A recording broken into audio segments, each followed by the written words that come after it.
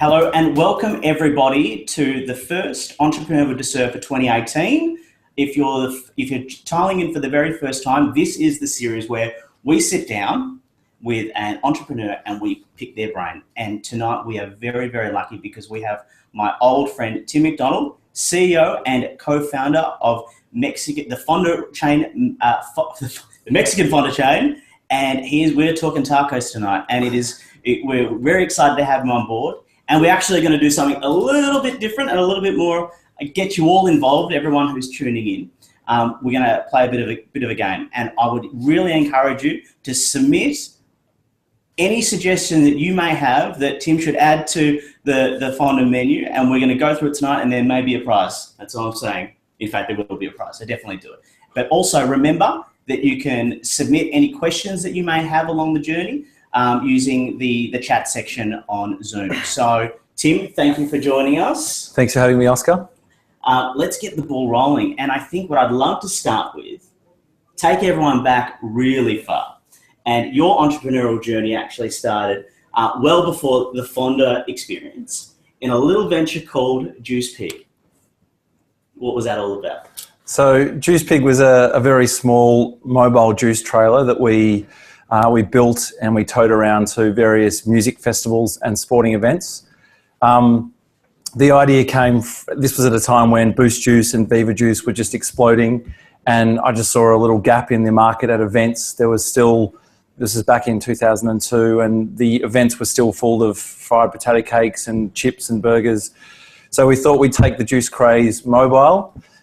It was just a very small refrigerated van. We were going to sell fresh smoothies, but we ended up getting pre-squeezed juices done on bulk at the Victoria market, and we tow them to music festivals. So it was a very small entry sort of level into business, and it's something I'd strongly consider anyone that is sort of entrepreneurially inclined. There are ways to dip your toe in the water and get a bit of experience with a small scale venture to build confidence and make a few mistakes.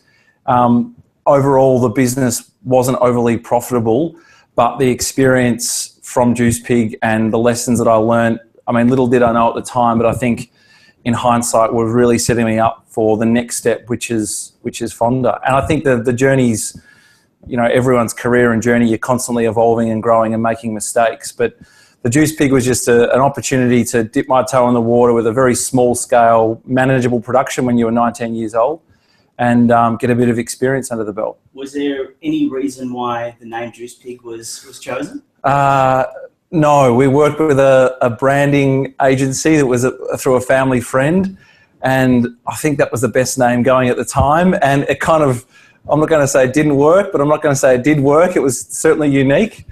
But Juice Pig still lives on. You might see it at the Falls Festival. It's actually owned and operated by a very good friend of mine. So if you go to Falls or Meredith, it's still kicking on. I think they've moved on to sushi and egg and bacon rolls as well now. So well, they really expanded. Who would have thought? Yeah. That's awesome. But that was something interesting. That one little fundamental lesson in Juice Pig was we had a product that sold well between 8 a.m. and 11 a.m. at the festivals and the events we're at. But lunchtime and dinner, I mean, this might be a real simple, and in hindsight seems obvious, but we didn't have a product that traded well during the day and during the evening. So we really were challenged. Yeah. And I think for me, that was a sort of, seems obvious, but a key lesson in ensuring that for that sort of business, you needed a product that was going to trade, all day long and even into the evening. Okay. Good. Great to get that history for particularly for young entrepreneurs who are thinking, what should I do? And the comment you made that you said wasn't necessarily profitable. I think that there is, apart from that, but all the lessons that were learned from it. So that's an awesome little takeaway. Let's move on to, I guess, a bit more around Fonda and what that's about. And in particular, I guess, someone in your position, what does your typical day look like? You've got, 9 stores, is it? Yeah, there's 8 restaurants. My typical day at the moment, I'm not spending my time how I should be spending. We're going through quite a challenging transition phase of growth where, if I'm honest, I'm probably still spending my time as if we were running a 3 or 4 restaurant business, a smaller business. We've grown to a medium-sized business, and we're just in the middle of putting together a bit more structure and a head office team. But day-to-day is very, very different, but I'll do anything from leasing to, new restaurant leasing, to recruitment, to branding sessions, to a lot of people issues that pop up, product development, helping with operational things. And I think we're going through a bit of a phase now that we've got a senior operations manager just recently involved in the business. I need to focus my time really on, if I can almost rephrase your question, on what should my day look like. Yeah. It really should be more time spent with our people in the restaurants and sharing the vision and the future and the brightness of the future at Fonda and where we're going, to make sure that people understand the strategic vision of the business, our culture, our values, and what opportunities lie for them. So I guess that's a good insight to what your day is like, and it sounds like not enough hours for someone like yourself. But let's go back a little bit. Like, how did Fonda even begin? Like, how is a guy from Melbourne now suddenly, the burrito bandit of Australia? So interesting. Not only was I just a guy from Melbourne, but I didn't have hospitality experience apart from the selling juices out of a trailer at some music events. I didn't have Mexican experience.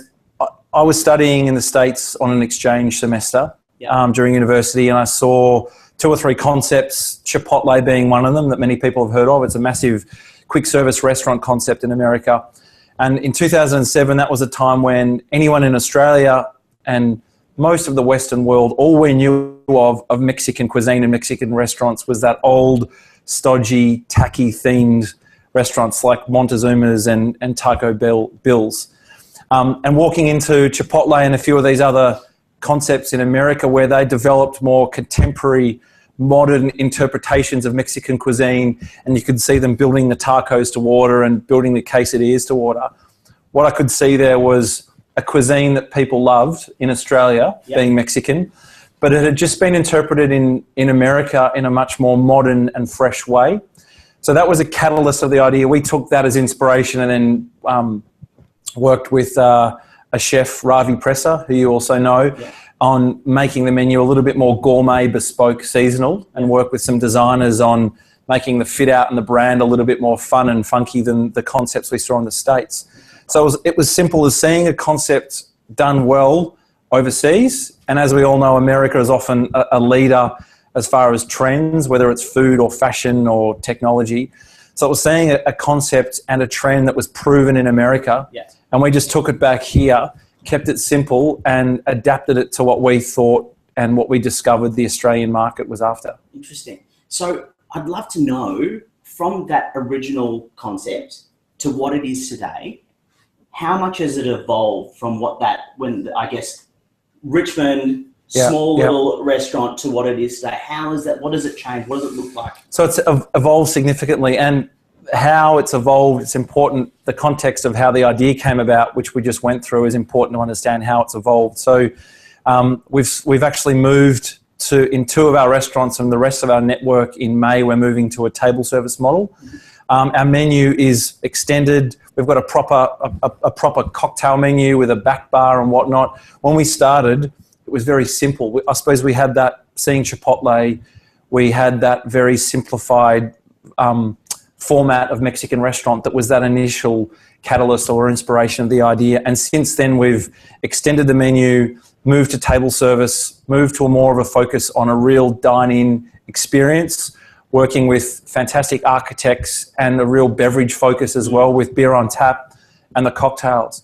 So from that moment, I walked into a Chipotle in August of 2007 to what Fonda is today, and we're actually going through a bit of a transition, is very different. But in summary, it's moved from what was initially a bit of a QSR, quick service restaurant concept, to a full service dining restaurant. So, really interesting. And I think for those at home and viewing, what advice would you give going through that experience of, I guess, considerable growth and at a quite a rapid speed? What can you share with us from your own experience? Well, there's 2 ways of looking at that. Growing a business, what I realise now, growing a business is actually a lot more difficult than starting a business. People talk about the leap you need to take to start a business and the risk and the hard work and the pressure.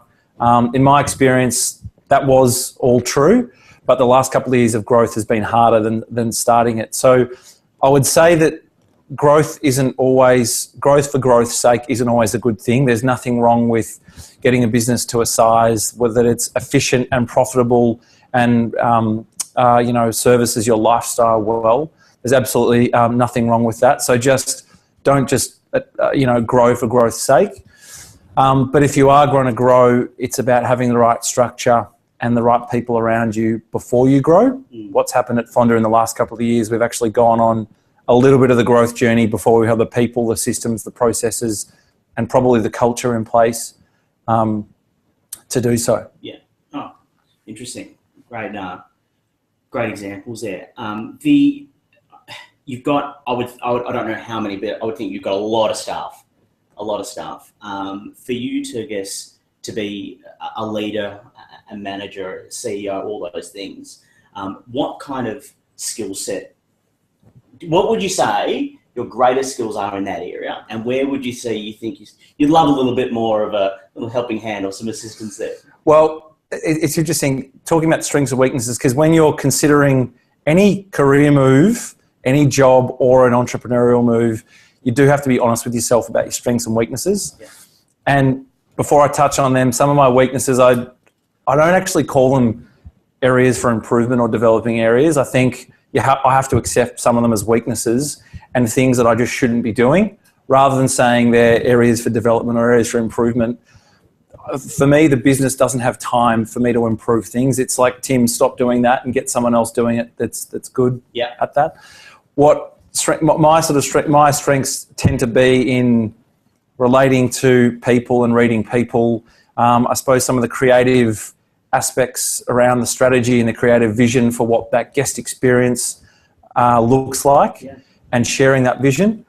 My list of weaknesses is extensive, and in the last 2 years I haven't really realised how extensive that list is until the last couple of years, where what the business has needed from the various people in it has sort of evolved. So typically entrepreneurs, and obviously this is part of an entrepreneur series, have great vision and they're great communicators, and they can take risks, and they can interact and connect with people. Not every entrepreneur is like that, but they are typical traits, which is absolutely crucial for starting a business. But once your business gets to a certain size, if that's not backed up with a very disciplined, structured approach to how you're running your business, it can actually start damaging your business. And that happened to us about 2 years ago. So really we needed, and we've had varying degrees of success, but we needed some key operational people in the business about 2 years ago. And that was the time when I really should have stepped aside and focused more on culture, vision and strategy, and not necessarily been at the forefront of sort of the guts and the operations of the business.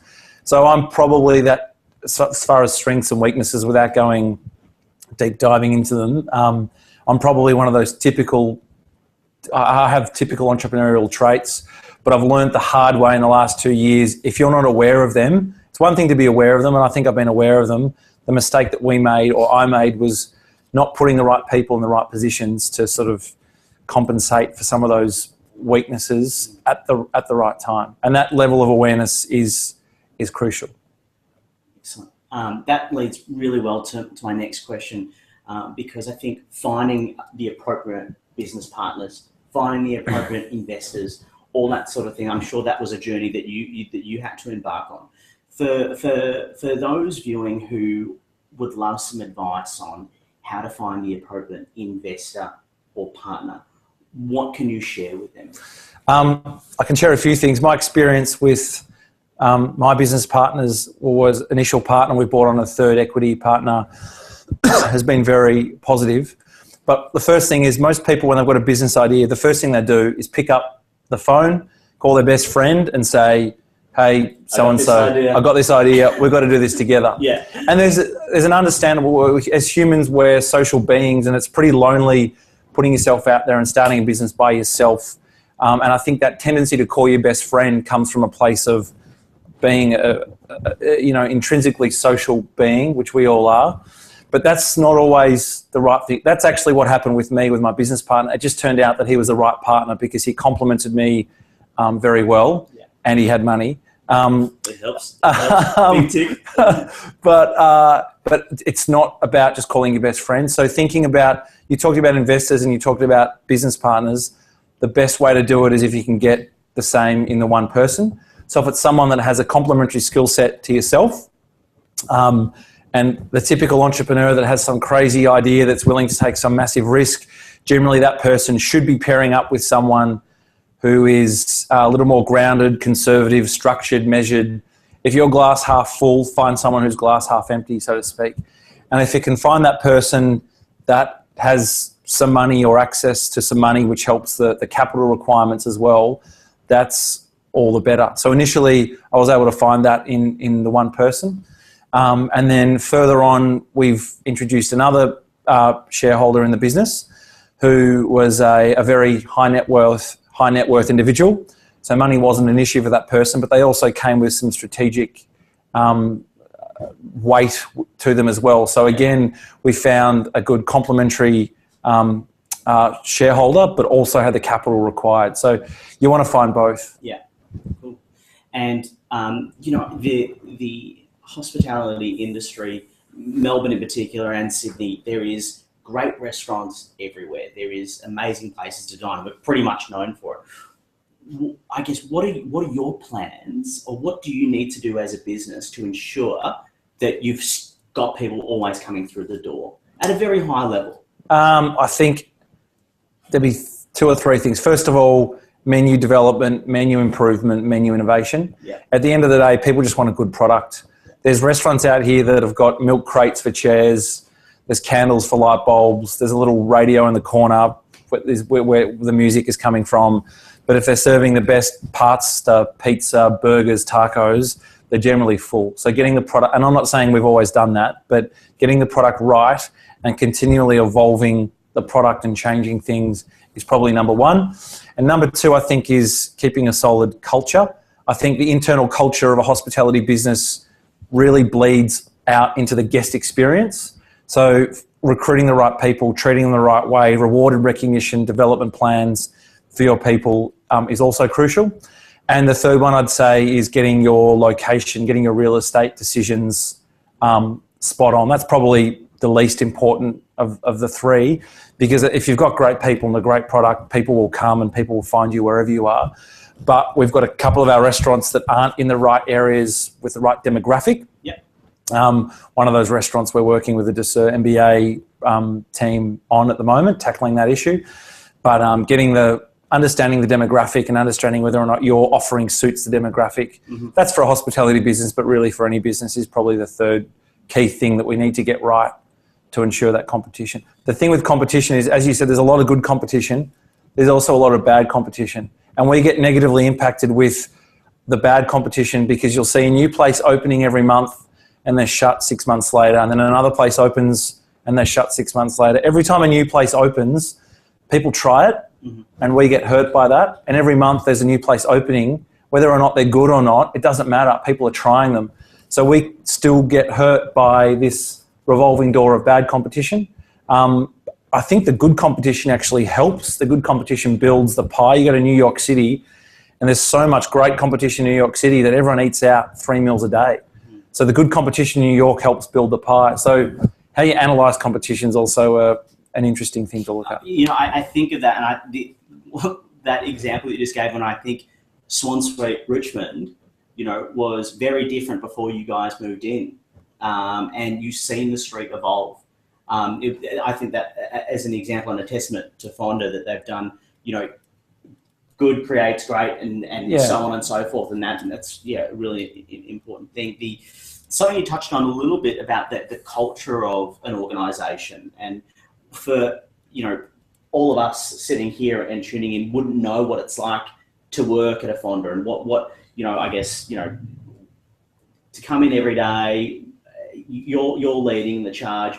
What kind of message are you distilling with your staff? So we're distilling a message of the technical skills required to work at a Fonda we can teach you. It's just all about coming in with attitude. Yeah. Not coming in with attitude, coming with attitude. With the right attitude. So it's that sort of nature versus nurture. If we're recruiting the right people whose values and character and attitude are right, we can teach someone how to, make a cocktail, grill a beef burrito, or wait a table. And that gives people a sense of confidence that they're not going to be torn to shreds if they don't know how to carry 3 plates or, make a margarita to order. So that's first and foremost. Secondly, we show people the growth plans of the business, so that they see that there is opportunity in a growing business. That tend to means there's also opportunity for growth for individuals in the business.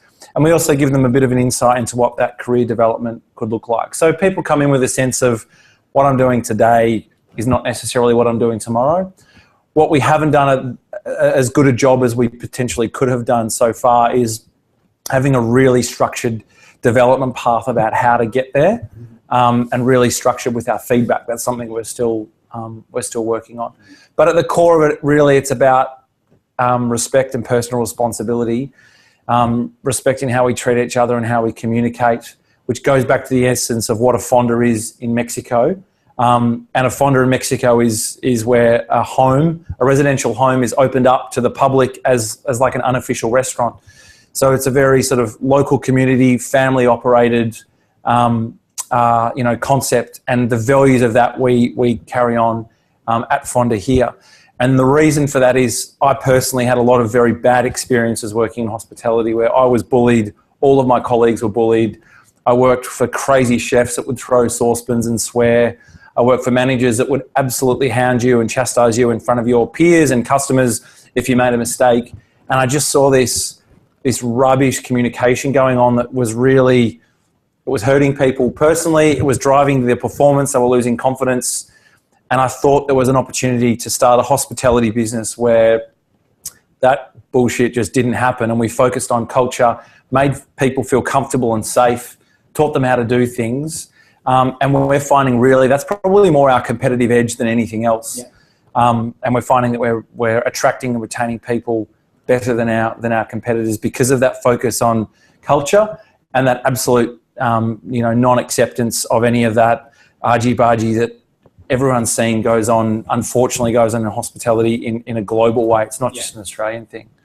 Well, look, it sounds like a great place to work now. But I think more importantly, it's this idea that traditionally hospitality was you're working there because you're at uni, you're working there because you've got another job or whatever it may be, but it sounds like you're trying to ensure that you're getting people in for the long haul and setting up the appropriate different types of, I guess, career progression that will allow someone to start early doors, pouring drinks, and then who knows where they get to. Where that goes, absolutely, yeah.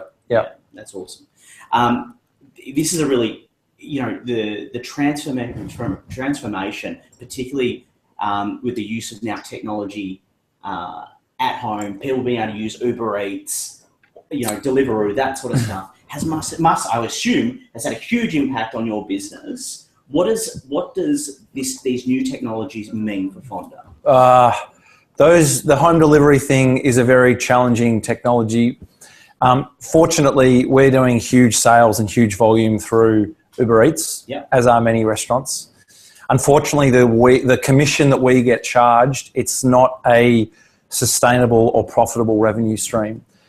Essentially, what's happening is the average Uber Eats delivery, the home delivery component of an Uber Eats order costs Uber about $15 to deliver. As most people know, an Uber Eats order, all you pay is $5. So that $10 additional revenue that Uber needs to recoup gets put onto the restaurants. So we get charged a commission in the vicinity of 30% on the order by Uber Eats, as well as them taking your $5. So it's the way of the future as far as it makes sense. And there's obviously a huge demand for that home delivery, and Uber Eats seems to be winning that race. But we're yet to see a fee structure in that home delivery space that's sustainable for us and as restaurant partners and for Uber Eats. So it's definitely a structural shift to the way people are eating, but I'm just not sure. I think inevitably what's going to happen is they need to raise that fee that people are paying. The $5 needs to be more like $7 or $8 because the restaurants can't sustain compensating Uber that additional, $10 or so that they need to be compensated for the delivery service. So it's actually a really interesting one. It's it's kind of a bittersweet thing going on. It's huge volume, but it's at the moment it's a completely unprofitable and it's hard to pull apart. But I would say most likely actually a loss-making revenue stream for us at the moment, which is really sad because it adds a lot to our top line sales. Yeah, cool. It's really interesting. That perspective, like you just see, Uber drivers and delivery drivers out the door, lining up everywhere. It's really interesting.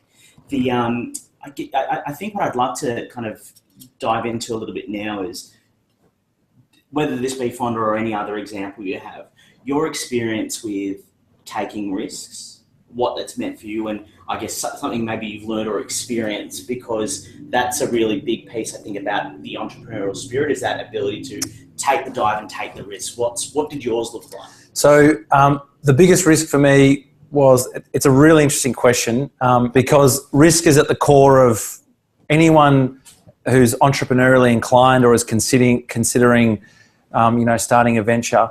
Risk is usually the biggest thing that's holding them back. That risk can be in the form of financial risk, like I've got to lay capital.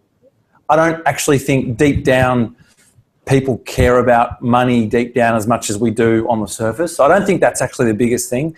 There's risk, is career risk. You've got to quit your job or maybe say no to a job offer to start the venture. And then I think there's that reputational ego risk, which is probably the biggest thing that's actually deep down driving people's hesitancy to start something.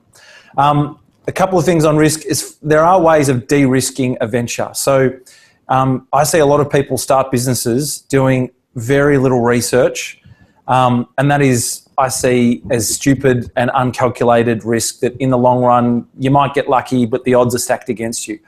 We surveyed 500 people before we started Fonda to ask them their attitudes and feeling towards Mexican food.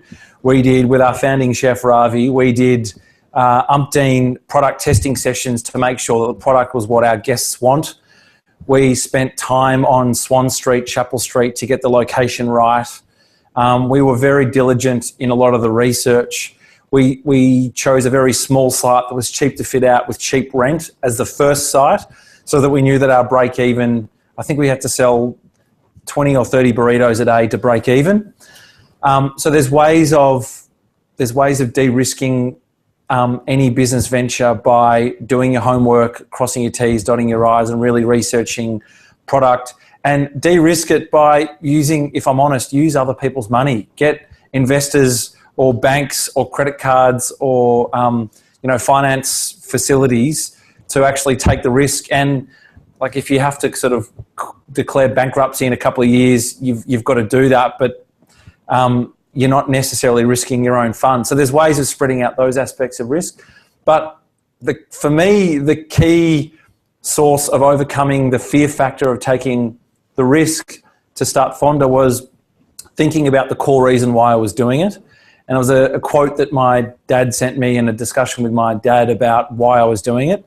And the reason why I realised I was starting Fonda was what I was going to be doing day to day as an entrepreneur was something that I was going to absolutely love.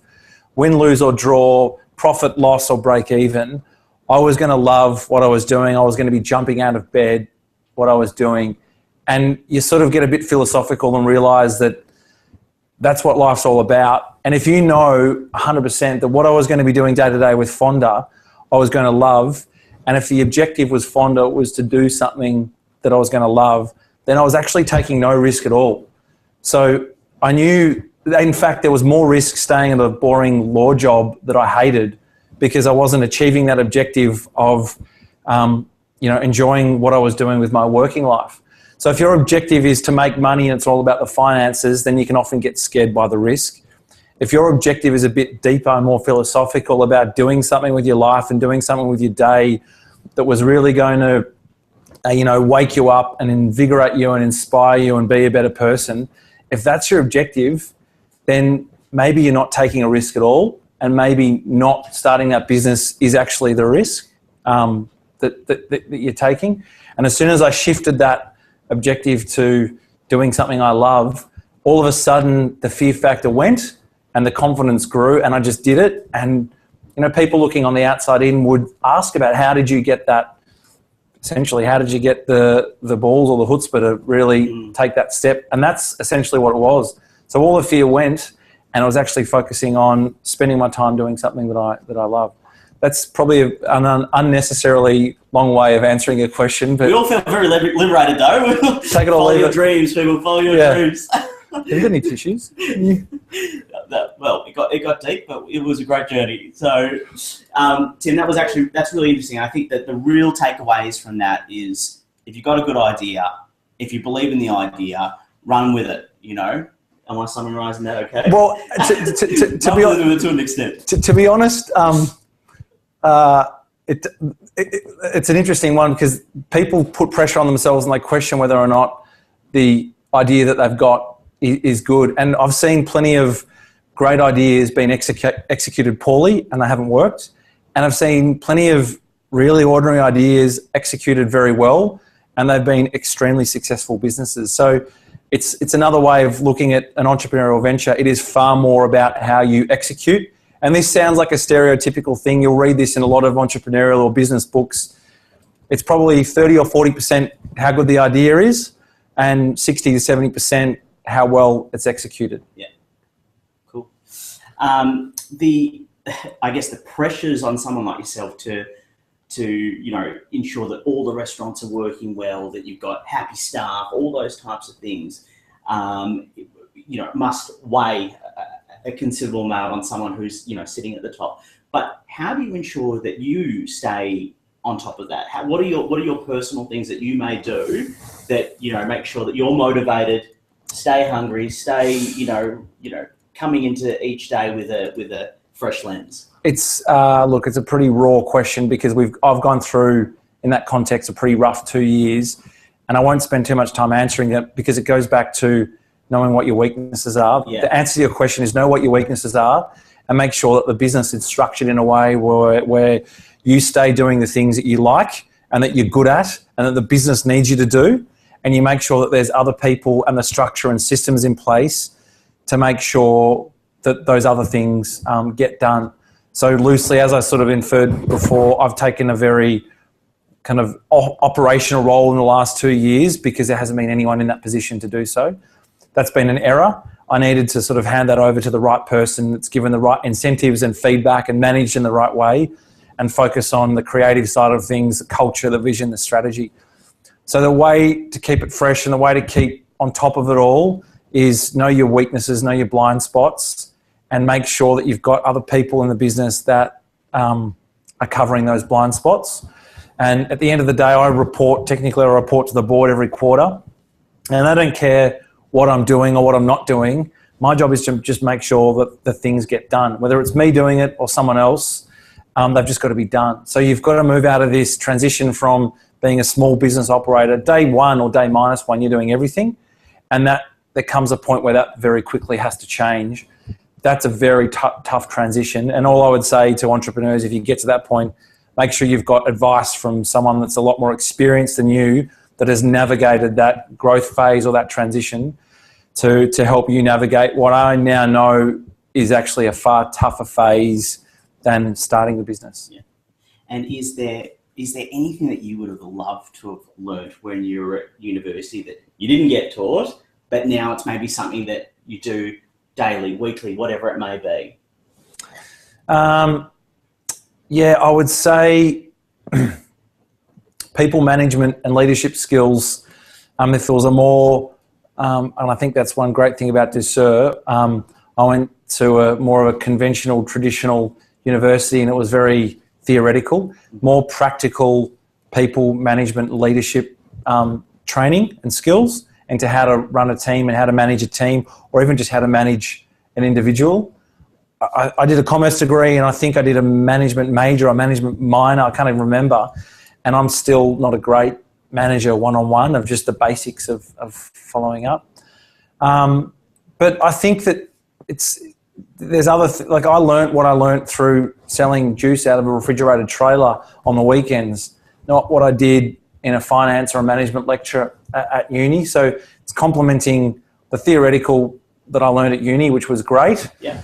But it was more the people that I met that probably inspired me in other ways. It's complementing that theoretical training with some practical training. Yeah, cool. Question about the future of Fonda. Where, in your own mind, if this is actually written down or not, where do you see Fonda in the next 10 years? So it's in 10 years, we would like to have a national presence, to be a leading hospitality employer in the sense of our training, both professional training but also personal development is sort of world class, and it's something that we become known for. I see an opportunity with a lot of millennials, people in their late teens, early 20s, late 20s, where they lack a lot of structure in their life, whether it's someone organising outdoor ed camps every quarter, if that's an interest, to someone counselling them on finance or health or nutrition or whatever it might be. I think there's a lot that employers can do in coaching that pastoral care or personal development aspect of people younger people once they leave school. So I see us really focusing on culture and personal development. But a national presence in 10 years, we don't have an exact number written down, but we might be 25 restaurants in 10 years. I'd like to think that we've moved on and developed another cuisine, another concept, another brand in another cuisine far before that time. So we might have 10 or 12 restaurants that are, at the guts of it and the operations, a similar concept, but a different brand, different cuisine, different menu. And who knows, look, in 10 years, businesses like Fonda generally get bought by other private equity businesses. So in 10 years, I may or may not be involved with Fonda. So we probably have more of an aggressive 5 to 7 year growth strategy before we look to some sort of exit. Excellent. Cool. What I would love to do now is, we've got some questions. These could be curly, who knows? Thank you very much. Here we go. As a startup business looking to generate sales leads, do you have any tips on how to secure meetings or face-to-face time with potential customers, in particular, the B2B context? I unfortunately don't have a lot to offer. I can tell you I'm on the receiving end of a lot of attempts to set up B2B leads or meetings, because we're like a business to consumer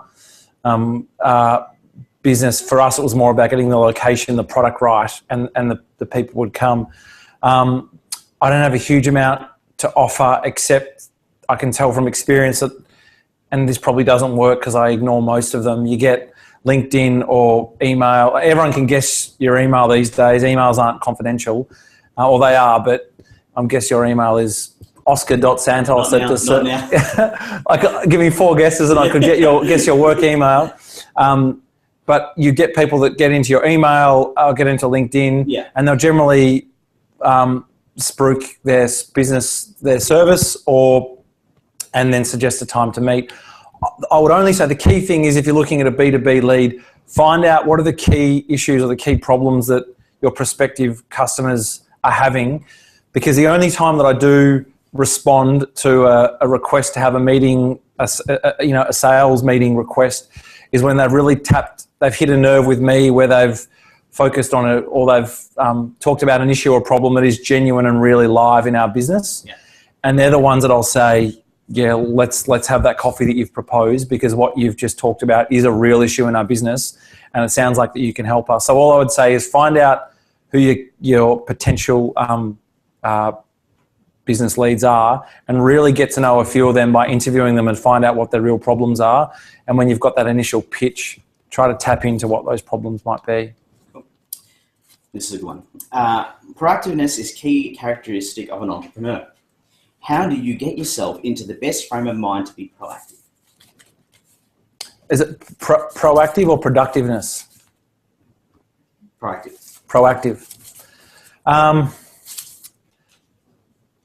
Proactivity. So it's my subjective interpretation of proactivity. If I can paraphrase that and talk about initiative and whatnot, for me, being proactive with strategic issues, it's about reading books, traveling, and talking to people. They're three key things, and it's about keeping on top of that.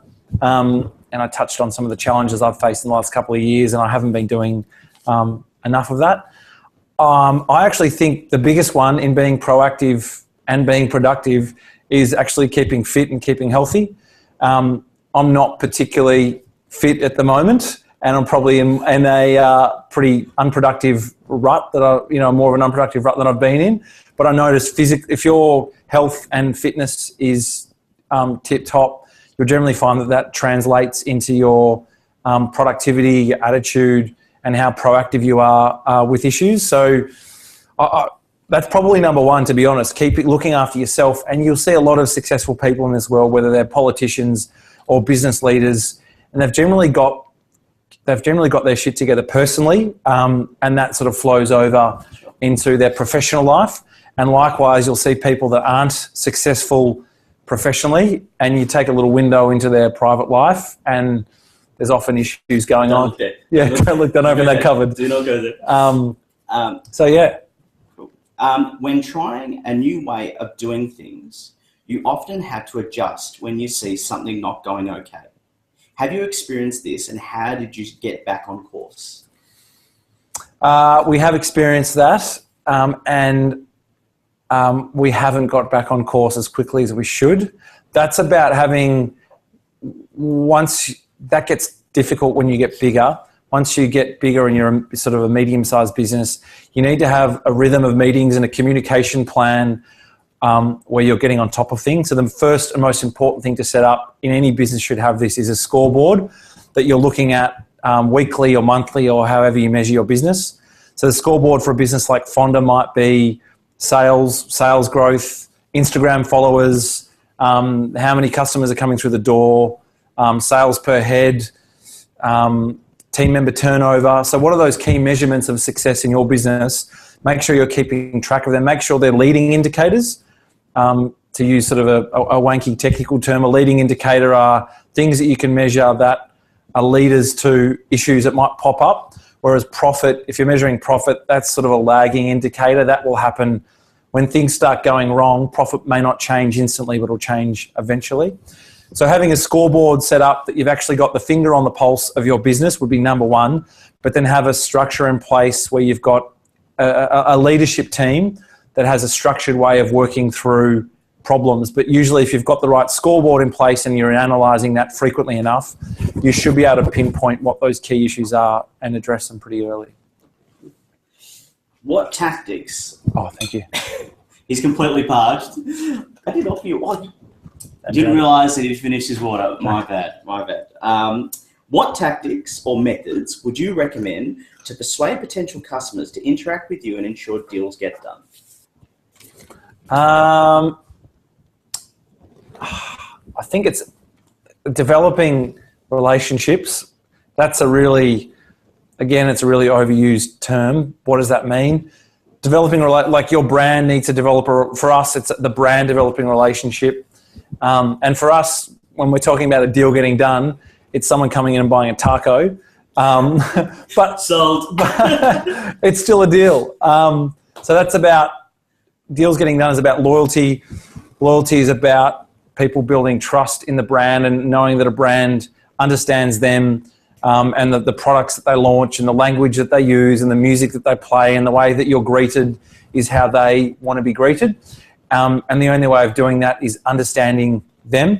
So building the relationship is really doing that. And it's not about building relationships. This isn't about networking and going out for coffees. It's understanding what your customer wants, what your potential or existing customer wants, and genuinely giving them that in the guest experience. So our customers don't want to hear from me, and I don't have to go out and meet our customers and talk to them and have coffees with them. They just want food that's delicious. They want music that they want to listen to. They want an ambience and a comfort. They want our restaurants to be in a certain location. That's what they want from Fonda, and that's what they want from me.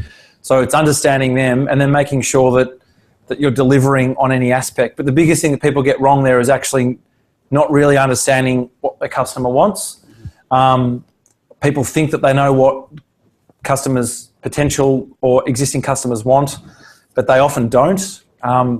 Often people will underestimate the price that someone's willing to pay for a product if it's delivered at a quality and in a way that people think that everyone just wants something cheap, and that's not always the case. People will pay if you're getting it right in the sense of quality, and for us, taste and flavour and whatnot. Okay, the last question, and this is going to take you back. Did you focus on branding when you had the juice stall? Being your first venture, how did you navigate this? What worked, what didn't, and how did you manage budget constraints? Juicy. So did we focus on branding? We didn't for the juice event because, and this is a really interesting one, the juice event was one-off customers. They were at a music event. We were, generally speaking, the only juice vendor there, and that was part of the contract. If you're the juice guy, you're the only juice guy. So we didn't need to, a bit like when you're at the airport, a lot of the branding at the airport restaurants and cafes is pretty crappy because you don't have much choice. So we didn't focus on branding because we didn't need to, but we did need to focus on product and price. There's a couple of aspects. Do you want to just go through the second? That was like... There was a few questions in that one. Being your first venture, how did you navigate this? So you've answered that. More about the what worked, what didn't. Yeah. What about how did you manage budget constraints? Budget will always be an issue. Someone said to me at the start of Fonda, and this is accurate, when you've done your forecasts, financial forecasts for your business, double what you think the setup costs are going to be and halve what you think the revenue is going to be, and then you're probably about right. It's a bit of a pessimistic glass half full way of looking at it, but too many people there's always costs you don't think about when you're setting up a business, always, but talk to people that have set up similar businesses before because setup costs are easy to project. Revenue of a new business is very hard to project. Yeah. So just make sure you get across the costs.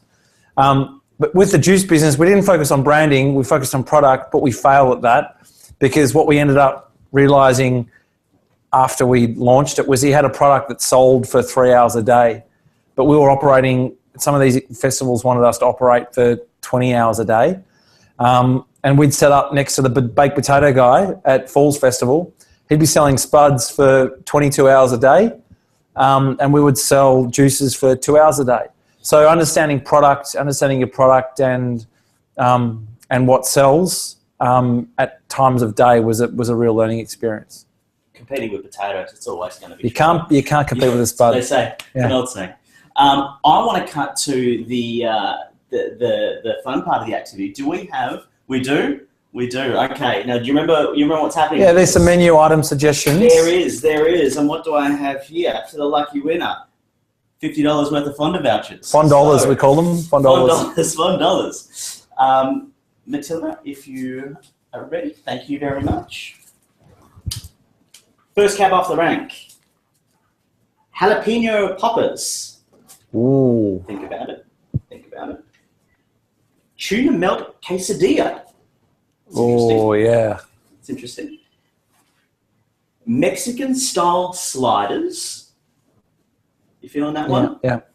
Yep. I'm not convinced. Okay, this is going to be tricky for me to pronounce. Calagillo, Mexican cocktail with liqueur and espresso.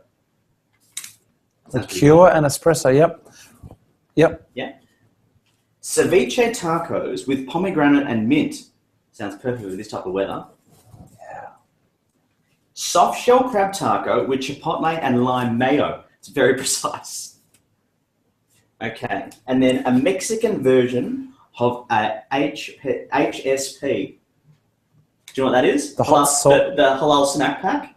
So it's a Mexican version of that. So I'm assuming chips, pulled pork, the works. Do you want me to lay these out for you so you can quickly see again?